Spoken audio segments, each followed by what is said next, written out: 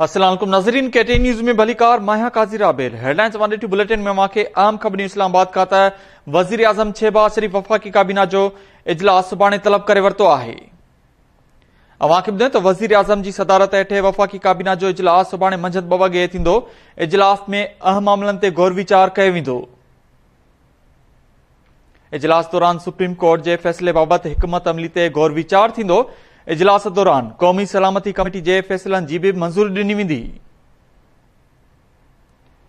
अवांखे इहो ॿुधायूं त अदालती सुधारनि वारो बिल पार्लियामेंट जे गॾियल इजलास मां मंज़ूर कराइण ते बि गौर वीचार थींदो। अवांखे अहम ख़बर खां आगाहियूं त वज़ीर आज़म शहबाज शरीफ वफ़ाक़ी काबीना जो इजलास सुभाणे तलब करे वरितो आहे। वज़ीर आज़म जी सदारत हेठि वफ़ाक़ी काबीना जो इजलास सुभाणे मंझंदि 2 वॻे थींदो। इजलास दौरान सुप्रीम कोर्ट जे फ़ैसिले बाबति हिकमत अमली ते गौर वीचार थींदो।